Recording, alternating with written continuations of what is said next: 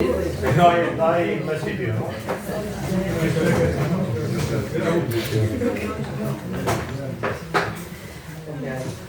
Buenas tardes, por fin nos hemos colocado. Muchas gracias por acudir a una nueva convocatoria sobre la CONCE. Y no me quiero dejar nada, he hecho una pequeña chuleta, sobre todo un agradecimiento también, que no se suele hacer al sol de la CONCE por acogernos.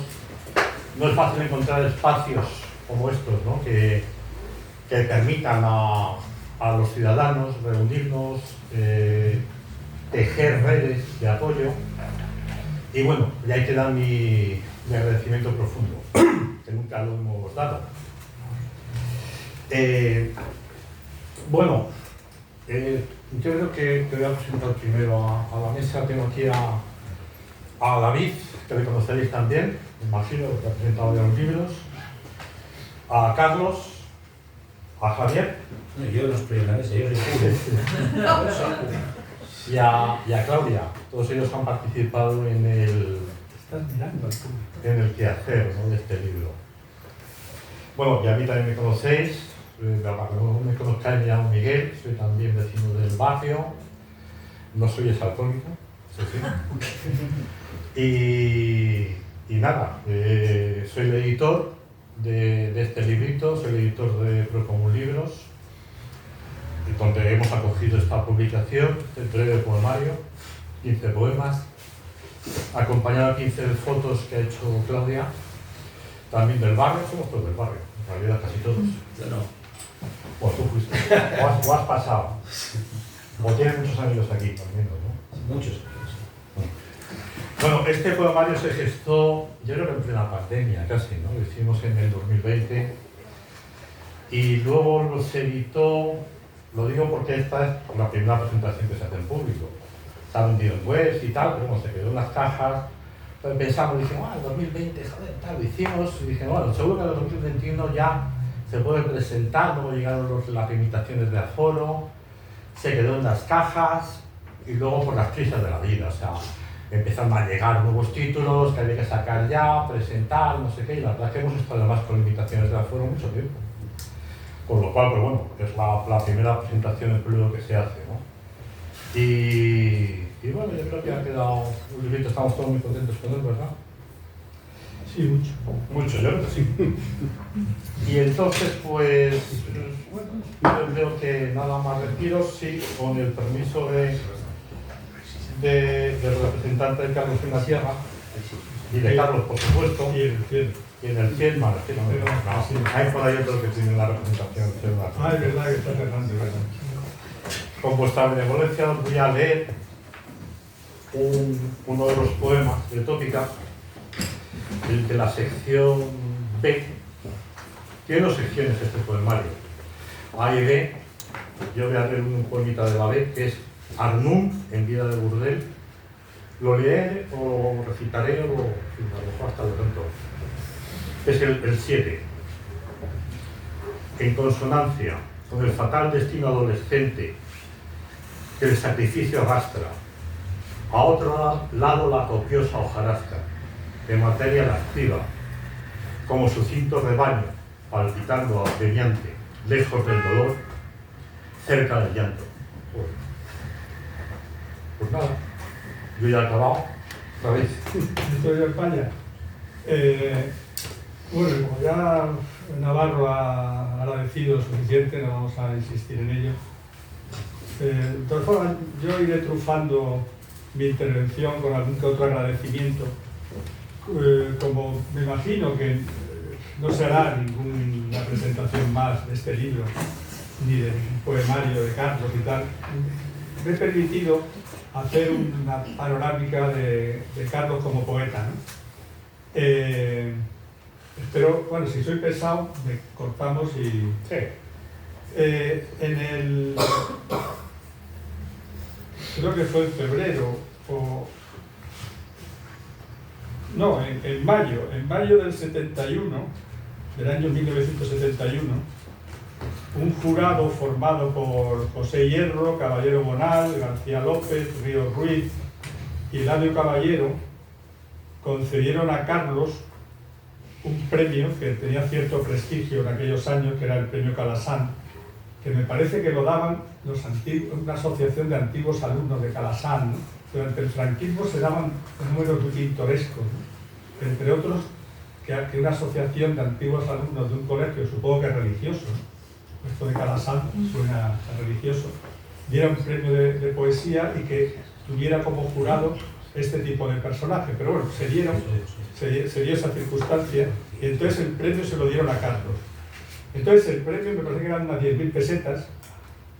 No, vamos, que era un premio para el año 71, vamos, daba para unas gambas y, vamos, algo más que gambas incluso. Y llevaba aparejado la publicación del libro.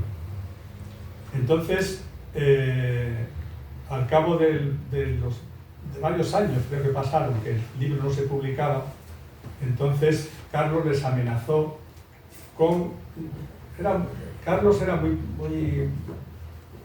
peleón, ¿no? Sobre todo en su juventud, ¿no? Muy peleón, ¿no? Es decir, pero siempre las peleas eran epistolares. Bueno, entre otras cosas porque su relación con los editores, eso siempre, toda su vida, él nunca conoció un editor, nunca vio en persona un editor.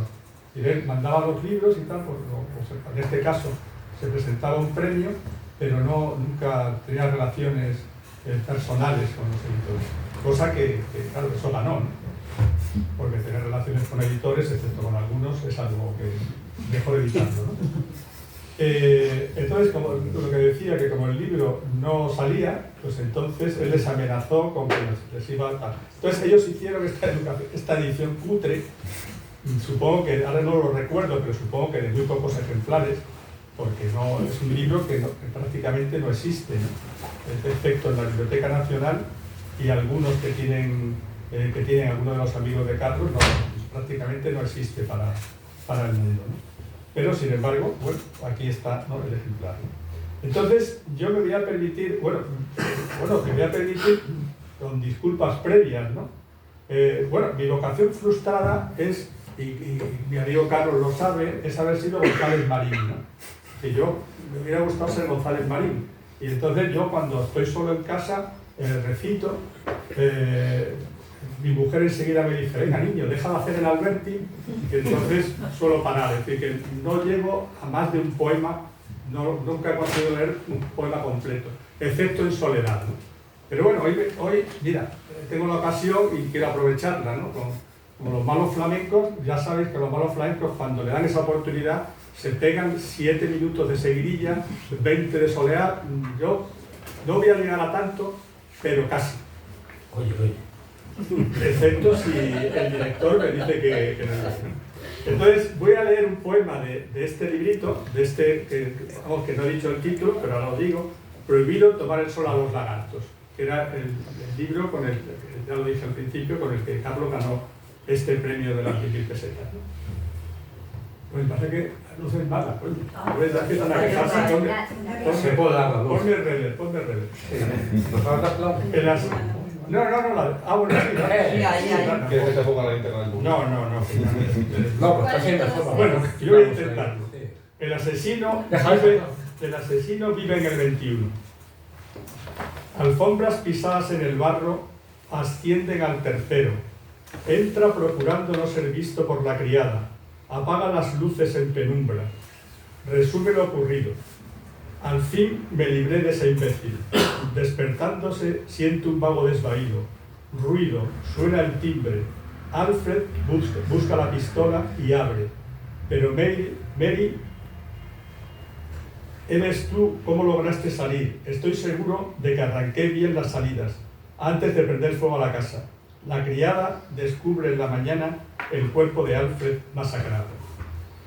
Este es uno de los poemas, el librito consta de una veintena de ellos, ¿no? Pero este no fue el estreno de Carlos como poeta, ¿no? Él, muy joven, con apenas 19 años, escribió este otro, Sesión Continua, que no vio la luz. Es decir, este también creo que se editó en plena pandemia y es otro. Carlos como poeta veis que su camino estaba plagado estuvo plagado de obstáculos, incluso después de muerto, ¿no? Este salió, creo que si Navarro no me deja mentir, creo que salió también en el... Sí, por Por ahí también, ¿no? Sí, yo creo que en plena pandemia. ¿Qué depósito tiene? El 20 también, sí, no, acertamos de pleno.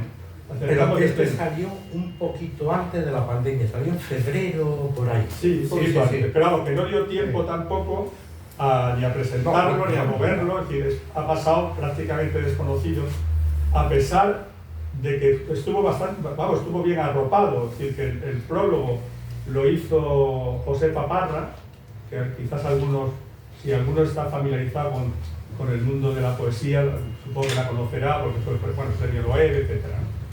Y por un personaje del mundo del cine, que es Luis Parés, que hizo el epílogo, ¿no? Carlos tenía pues, apenas, no sé si está fechado en el 69 o en el 70, es decir, que apenas tenía 18, 19 años, ¿no? Y ya estaba estudiando en la Facultad de Económicas, ¿no?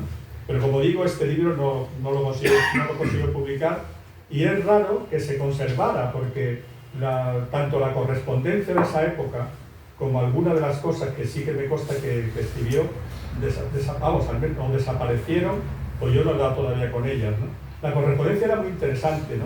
La que tenía, porque claro, él estos libros de poesía y tal, y de prosa poética, los mandaba a distintas editoriales, recibía respuestas, porque en aquella época, curiosamente, los editores, cosa que ahora no hacen, tenían correspondencia con los autores, es decir, o había menos autores que ahora, o los editores se aburrían más y tenían tiempo para tener relaciones con los jovenzuelos que les escribían, mandándoles o disparándoles libros como este de Sesión Continua, ¿no? Y entonces él les mandaba el libro, les contestaba, hay posibilidades de publicarlo, no hay posibilidades, y entonces en esa generalmente la historia acababa el Carlos insultando al editor, ¿no? Y mandándole una carta incendiaria diciéndole hijo de puta, no sé qué, bueno, no sé, ya se estaba estrenando para escribir las novelas negras que después tuvieron cierta repercusión, ¿no? Entonces esas cartas desgraciadamente se han perdido, lo que hubiera estado bien. Bueno, igual después aparecen en algún archivo de estos de... Bueno, Herralde ya han aparecido algunas cartas, eso me consta, pero vamos, ahí no hubo insulto porque enseguida fueron un par de libritos de cine y enseguida se publicaron, ¿no? Pero claro, los libros de poesía eran muy difíciles publicarse, ¿no? Y ahora me estoy acordando de una serie muy divertida con Beatriz de Moura. ¿Moura se dice? De Lumen era Beatriz de Moura, ¿sí? Que ahí acabó también, muy divertida, la recuerdo, ¿no? Pero supongo que estarán en el archivo de esta señora. Y bueno, como digo, este no se publicó y ya no se volvería a publicar nada hasta este otro, que se publicó en su momento, en el 71-72, que es Sol de atardecer que por el río te vas. Esto es una colección de poesía que tuvo cierta repercusión. Los libros se publicaban en un pueblo de Cuenca, que ahora mismo no recuerdo, sí, Carboneras o algo así. Carboneras, no sé si es el pueblo donde hay un restaurante muy bueno, ¿no? Sí, me suena. Pedroñeras. No, Pedroñeras, es verdad. Carboneras no es el. Sí. Entonces, algunos de los autores, veo aquí que figuran en la solapa, no salieron muchos en esta editorial, pero por ejemplo está Eduardo Chicharro, que si mi memoria funciona bien, este fue uno de los postistas, creo, ¿no? Uno de los fundadores junto al Mundo de hoy, me suena. Y bueno, hay Martínez Sarrió, que también es bastante bueno, es conocido y tal. Como digo, la colección tenía cierto prestigio y me voy a atrever a leer otro, pero intento no ser jartible, pero igual voy a serlo. El poema es que no va a haber otra ocasión, entonces hay que aprovechar. A no ser que el editor diga otra cosa. Entonces, Ya tendría de poco. Vale. De momento continúa. Bueno, el poema se llama Éxodo, la luz es espantosa. Pero bueno, claro, por Dios. Claro, es que me estás boicoteando Eso, si es que estos serán los interruptores, los dos del medio. Para arriba tienen que estar los dos del para abajo, medio. para arriba. me faltaba. Este era para que se vean los demás. Éxodo, pero se puede apagar. Perdí la inocencia al encontrar la muñeca suicidada y ver su frágil seno reptando en la marea. Close the Salms. Joyeros sin escrúpulos han invadido el territorio de Montana. Este es uno de los poemas y ya no publicó nada más. Estos dos fueron los únicos que publicó, aunque escribió dos poemarios más, este de Áncoras versus Leviatán, que salió hace 2 o 3 años, esto sí, antes de la pandemia, y de él creo que va a comentar algo Carlos Rodríguez, el joven escritor Carlos Rodríguez Resto. Como Gustavo Bueno. Gustavo Bueno. Y la verdad es que esta edición yo estoy bastante contento de haberla hecho, con prólogo de un profesor de la universidad una universidad francesa, no recuerdo cuál, con fotografía de Juan Manuel Mota, total. El promo, la verdad que de estos Ponce se lo ocurrió bastante y bueno, este está todavía por ahí, se puede comprar si alguno de ustedes lo quiere. Y después de este Áncoras versus Leviatán, escribió 2 textos de prosa poética. Si esto de prosa poética significa algo, yo no lo sé, lo oigo y creo que puede encajar en estos títulos que escribió Carlos. Este de Riot, publicado, con prólogo, que el prólogo del epílogo lo hizo Javier Bacua, y después hay uno que todavía permanece inédito, que cuyo título es Bolero, que no sé, que espero que quizás algún día pueda salir. Carlos se corta la coleta con... Yo pensaba que se había cortado la coleta con ese Bolero, que todavía no se ha publicado, pero hace relativamente poco, como hace 3 o 4 años, en una carpetita descubrí unos folios mecanografíados que contenían tópica. Bueno, al final decidimos llamarle tópica, porque bueno, supongo que algunos sí, por edad, algunos están familiarizados con las máquinas de escribir y en las máquinas de escribir no se podían acentuar las mayúsculas. Entonces, el mecanografiado que encontramos ponía topica. Entonces, claro, tuvimos que aventurar O topicar. o topicar. Teníamos 3 posibilidades. La de topicar, conociendo a Carlos, la desechamos, porque él no era tan vanguardista. Pero lo de topica podía ser. Y entonces yo recurrí a la moneda. Cara tópica, cruz tópica. Y entonces salió tópica. Entonces, por eso hemos titulado. O sea, es autoría colectiva. Es autoría colectiva. Sí, sí. No, ha sido, ya sabes que. Y el altísimo, la suerte. sí, entonces, claro, a mí lo primero que me sorprendió, bueno, yo lo leí, y bueno, pues esto algún día lo publicaremos, y lo que más me sorprendió es que estaba dedicada a una tal Carolina.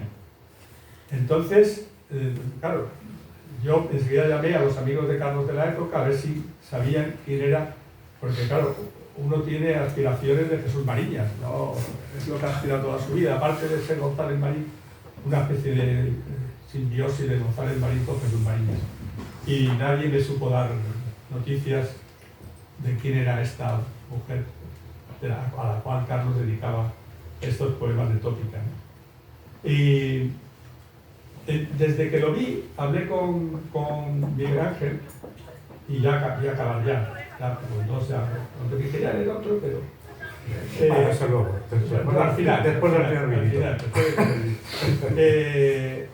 Siempre tuvimos claro que quizás teníamos que hacer una edición en la que, no sé, en principio lo más fácil para nosotros es que fuera un fotógrafo, una fotógrafa, pero enseguida pensamos en una fotógrafa, no sé por qué. Enseguida pensamos que tenía que ser una fotógrafa.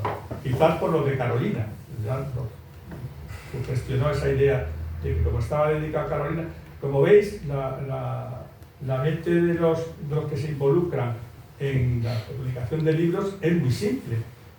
De esos estamos a la altura de los editores.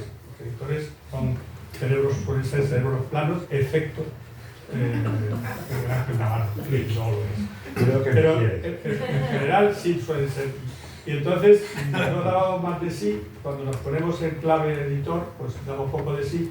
Y entonces lo de Carolina nos llevó enseguida a lo de la idea de que fuera una fotógrafa la que hiciera, un término que también que casi es más horrible que el de prosa poética, que dialogara un poco con los poemas con los 15 poemas de Carlos, ¿no? Y la verdad es que no dábamos con ella, ¿no? ¿Te acuerdas? Tampoco es que nos dedicáramos a buscar fotógrafos por ahí, pero no teníamos. Y de pronto, un día, en un viaje que hicimos a Doña Mencía, creo que fue, Claudia Navarro nos enseñó unas fotos.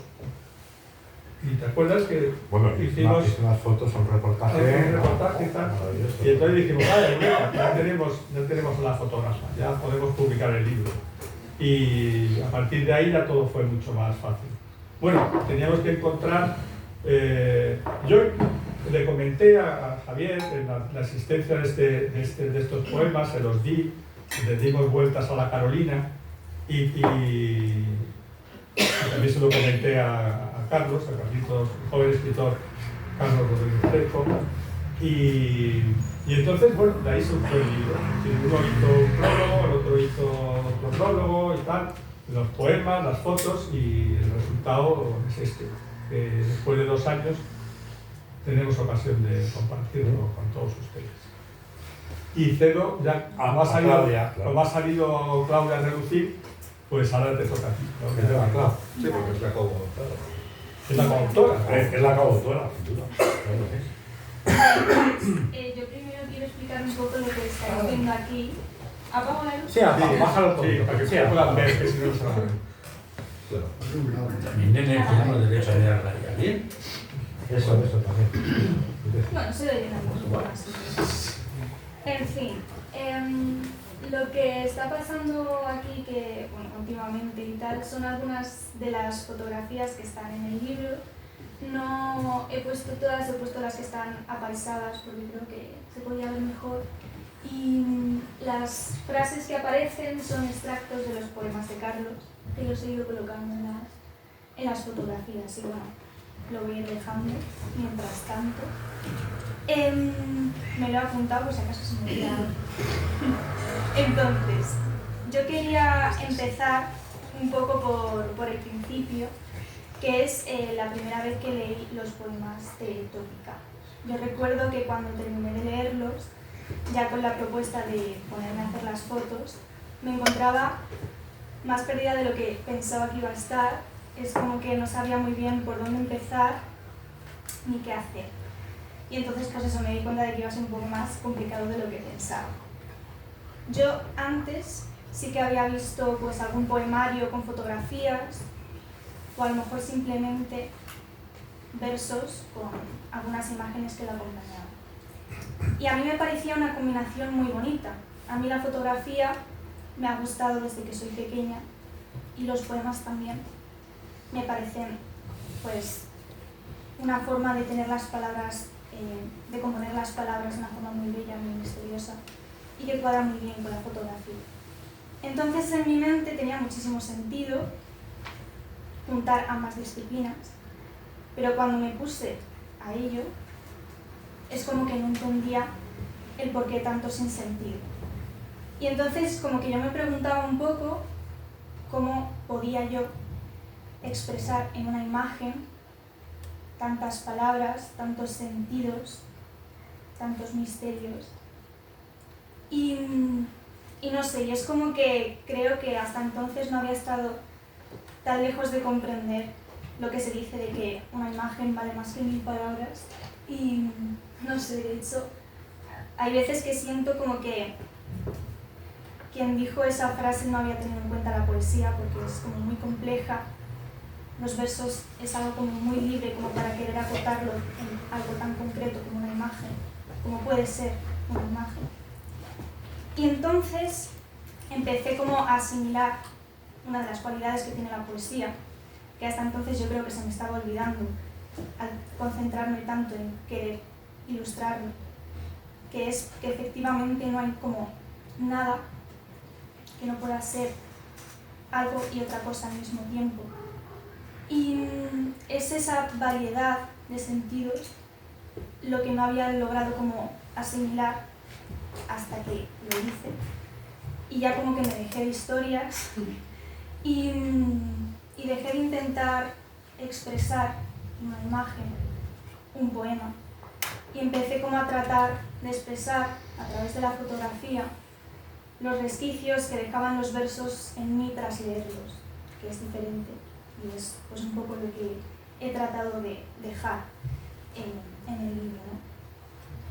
Y bueno, algunas de las fotografías son previas a los poemas, son fotografías que tenía yo guardadas y que no se me ocurre la verdad que mejor final que sean parte de un poemario, porque como decía son dos disciplinas que me gustan mucho juntas. Y por otra parte hay otras que fueron a posteriori, porque había versos que me evocaban una serie de sentimientos que tenían mucho que ver, por ejemplo, con el mar, con su plenitud y sus contradicciones, como puede ser lo inquietante y lo fascinante al mismo tiempo. Y entonces un poco ese es el camino como de las fotografías. Es un camino lleno como de contradicciones, desde el principio hasta el final, y que no dejan de estarlo porque la poesía, como de alguna forma, tampoco está libre de interpretaciones y puede haber interpretaciones también contradictorias. Y bueno, me gustaría acabar tratando de aclarar el sentido que tiene para mí como este sinsentido aparente, que es el tratar de unir la fotografía con el poema.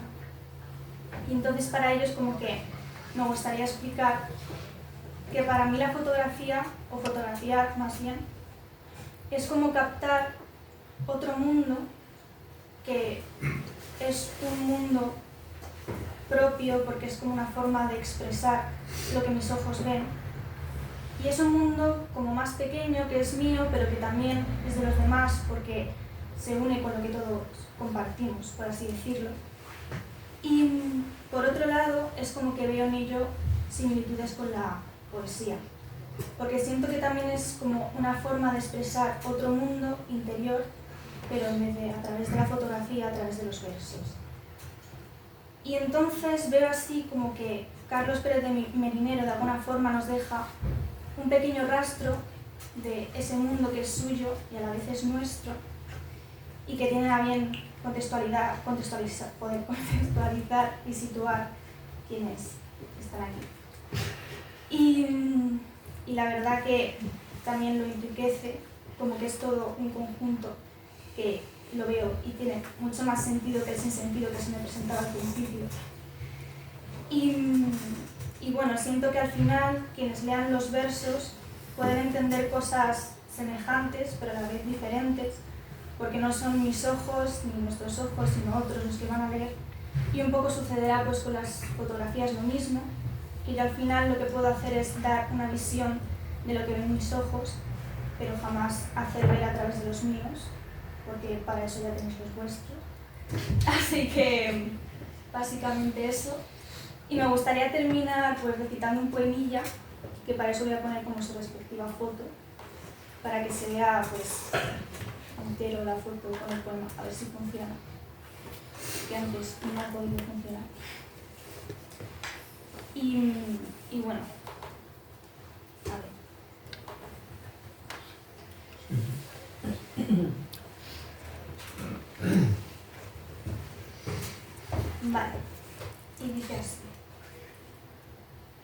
que todo son invenciones aparentes y doradas. Su concepción del mito de moverse entre la impostura y la asfixia.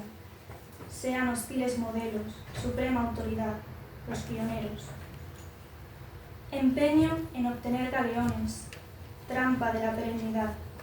No hay posible defensa a la nostalgia. Aquello que tenaces persiguen, bauprés con el furor de quien navega y naufraga. Y ya estaría. Y doy paso.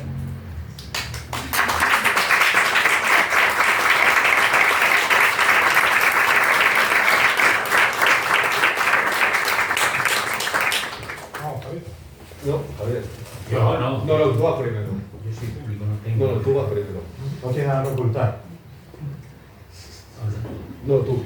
No, digo que tengo que decir. Yo aquí veo Javier Macua y después Carlos Rodríguez. ¿Qué decís de la poesía? Sí, es que de ese libro en particular, de la poesía en general, es absolutamente difícil definir eso. Para empezar, la diferencia que hay entre poesía y prosa. Yo creo que los versículos, bueno, ahora oyendo, no oigo música. La música que promete la palabra poesía. Oigo otro tipo de cosas, oigo disparos, pues bien. Oigo pedradas. Yo escribí un libro, no sé si antes que esto o al mismo tiempo con él, que al final, no sé si lo llegamos a terminar, pero no lo publicamos. Era un texto, del tamaño de una novela corta. Así que sé que además era sobre qué, sobre nada. Simplemente me escribía primero yo, luego él, luego yo y luego él. Así que me sé bastante bien cómo tira Carlos. O sea, cómo explotan, cómo explotaban las frases de Carlos. Las mías, pero las mías de otra manera.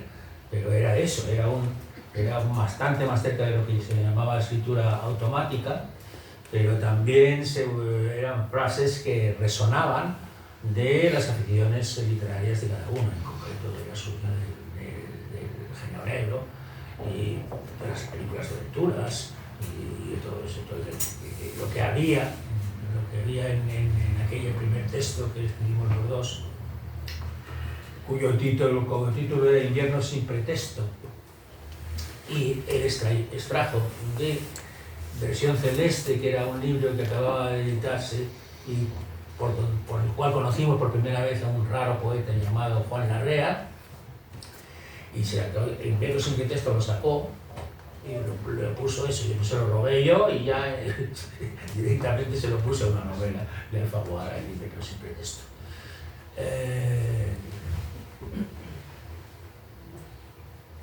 Es interesante, casi todas son, las frases que se le ocurrían son frases de acción. Simplemente cribando lo que hay en estos 15 poemas, pues intenté definir cuál era el núcleo que le había motivado a escribirlo.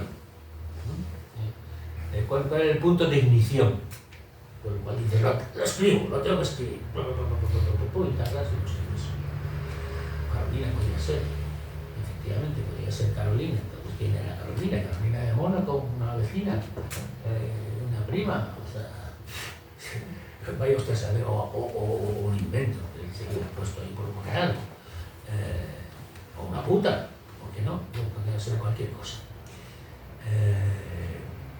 Bueno, todas las palabras y todas las frases que son, digo, de acción en general y sin conexión y que tú no entiendes exactamente el conjunto, todas proceden del mundo de la mar o del mundo de la aventura, la mayoría, o del mundo del amor contrariado.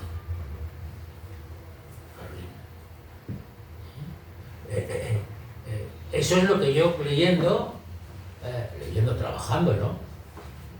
El problema de los poemas es que hay que descubrir el código de cada poeta, porque cada poeta tiene un código distinto.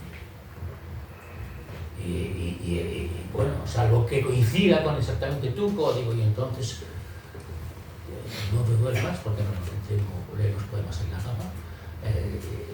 sigues adelante, salvo ese caso, pues en fin.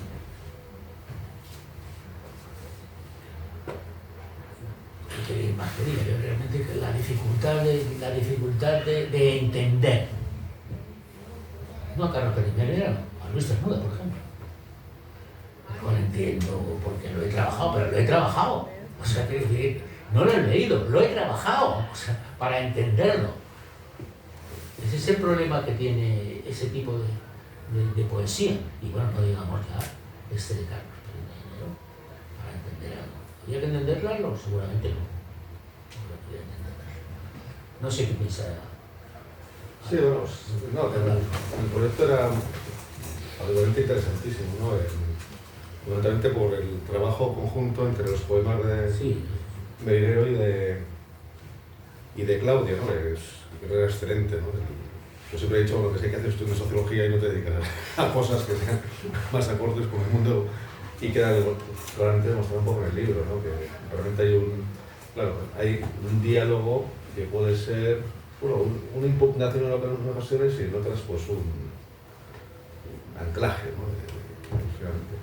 Pero también un poco porque los dos textos que, y lo digo fundamentalmente porque me resulta muy difícil hablar de este libro. Al igual que resultó fácil escribirlo porque realmente fue un diálogo entre Javier y yo, y básicamente lo que planteamos un poco en estos textos que es fundamentalmente nuestro, digamos, un parte mucho más dialógico, de qué es este libro, ¿no? Y no solamente qué es este libro, sino qué es la obra poética de Merinero, ¿no? Por la centralidad finalmente de Carolina y Jarnum, ¿no? ¿Quién es Carolina? ¿Quién es Jarnum? Que a mí me recuerda un poco a, claro, Chujalmen, ¿no? Que es esta prostituta egipcia que Flaubert pues tuvo unas cuantas noches ahí cuando en su viaje, lo cuento como viajes a Oriente, ¿no? Y que despertó bastante la ira de Luis Collet, de su amante, y quizás, bueno, por una cuestión de cierta homofonía, ¿no? Por esto es Chujalmen, es armónico, ¿no? Y esto, bueno, este libro yo lo veo como al margen de que, bueno, es muy difícil leer a Merinero, toda su obra. Es difícil, bueno, no es muy difícil emprender su obra cinematográfica con los libros que escribió, uno de ellos con David, y su obra inicialmente más de novela negra. Es decir, que yo siempre he hablado que había tres etapas claramente definidas, ¿no? En la obra de Merinero, que es una primera, ¿no?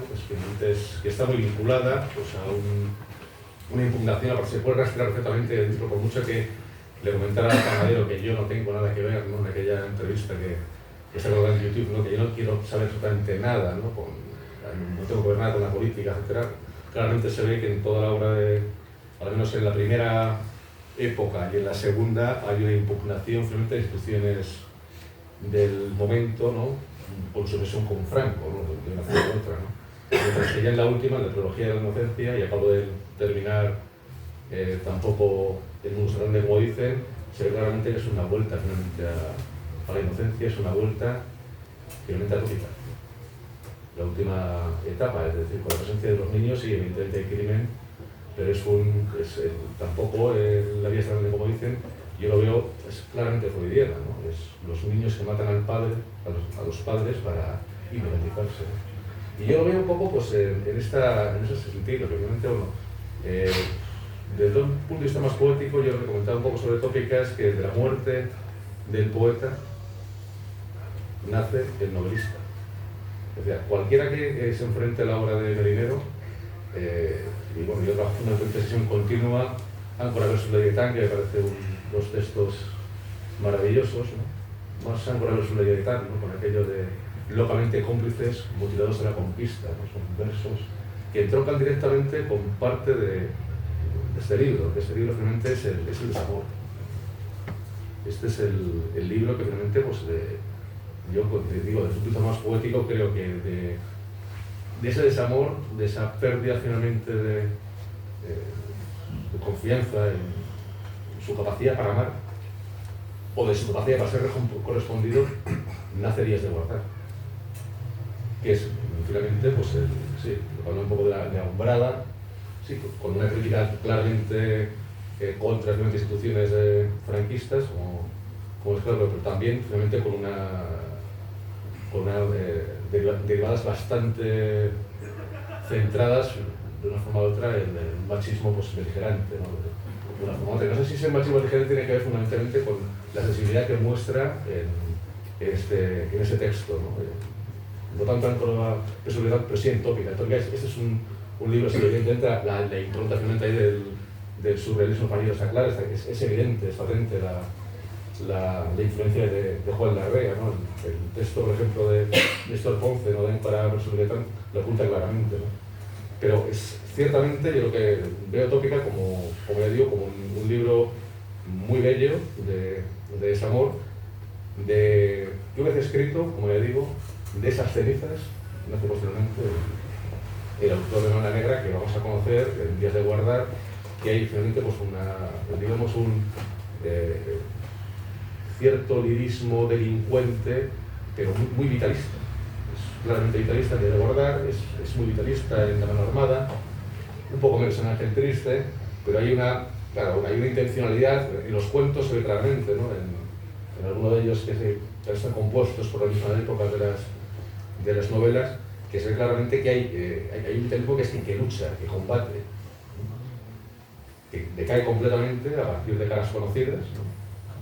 Y que en la trilogía de Inocencia y a su última etapa se ve claramente que es esa vuelta finalmente pues, a la propia infancia, ¿no? De lo cual es claramente muestra este texto, ¿no? Y solamente, bueno, no quería decir nada más porque sí es cierto que cuando venía, estos últimos días que estuvimos hablando para presentar el libro, al igual que no resultó nada difícil escribirlo, y aparte fue muy gratificante por supuesto con el texto, pero también con las fotografías de Claudia y por supuesto le hago con Javier, pero al igual que me resultó más o menos relativamente sencillo escribir el prólogo, que intenté hacer, bueno, pues no tanto, bueno, jugar un juego literalmente, ¿no? Entre un poco la crítica un poco más académica y por otra parte también reivindicando la hibridación entre los géneros y introduciendo pues dentro de lo posible pues prosa, ¿no?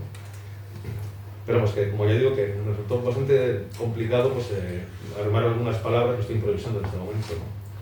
Pero sí quería, para yo finalizar por mi parte, sí leer un par de poemas, o al menos un poema y los versos finales que me parecen claramente.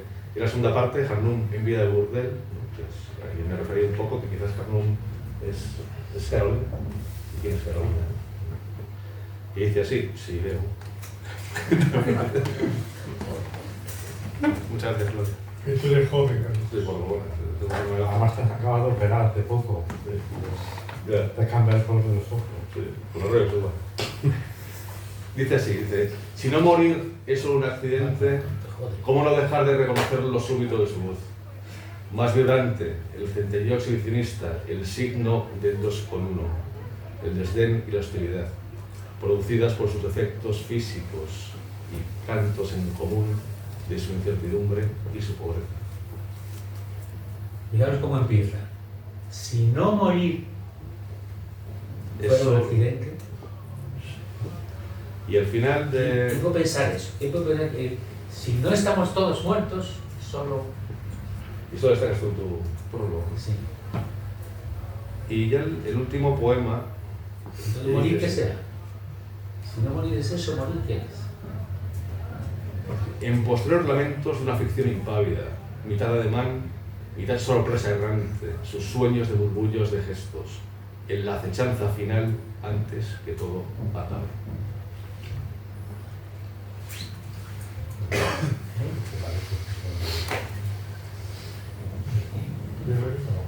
Ya está, en serio. Quería recordar simplemente lo que me impresionó cuando leí eso de si no morir fuera solo un accidente.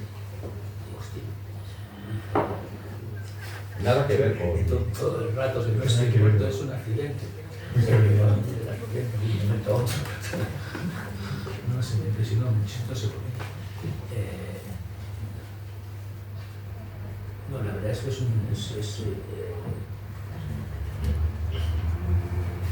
esculpe mucho, es un trabajo muy de fuerza, Carlos. Mucho a los caballeros, eso es una cosa denostativa, pero no. Hay otro que no otra manera de llamarlos. Canteros. Canteros. Esos canteros, perdón. Pues es muy cantero. Pica mucho la piedra de la que va a sacar el poema. Éramos jóvenes, mira. Poneros vosotros hijos. Poneros en que tenéis 16, 17, 18 años. Y se escribe, porque se tienen crisis, no se tienen crisis, o uno quiere decir, y escribes. ¿Y cómo vas a escribir? Esos son los momentos realmente, los únicos momentos que vas a tener en la escritura verdaderamente libres. Esa sí va a ser una escritura en libertad. La que escribas con 16, con 17 años será seguramente una poselada, o será una barbaridad, o será un empeño brutal por conseguir que todo rime, o será lo que sea. Bueno, yo ahora leo las cosas que escribí con 15 años con un lápiz que era mitad azul y mitad rojo, que se movía por los dos, y no son tan distintas, y son beckettianas. Son de Samuel Beckett, son esa crisis de identidad, esa manera de disponer las palabras, de disponer las preguntas que tenías, de estar al borde del silencio, al borde de la pausa infinita que tenía Beckett, esperando a Godot. Todos escribimos, y la poesía también, porque además en España, concretamente, el señor Beckett era a la vez monje y soldado. O sea, el señor Beckett era religioso, hablaba de religión, y además el señor Quesada era un payaso. No sabía si era un payaso o un mendigo o qué era lo que estaba ahí delante. Bueno, pues la primera vez que nos pusimos Carlos y yo a eso, tenía ese aspecto, la página. Tenía el aspecto de aquellos momentos. Después lo que pasa es que, insisto, son los momentos de libertad más absoluta que he tenido y que seguramente también tuvo en aquel momento, porque no lo iba a leer, no vamos a darlo a ningún lado. Y otra cosa que quería decir, que no me acuerdo qué es, que pusieseis en cuenta en la obra de Carlos. No te voy a dar. La última cosa que quería contar es que también entronca bastante con la suerte esquiva. Sí, la suerte esquiva. Bueno, eso quería hablar de los planes,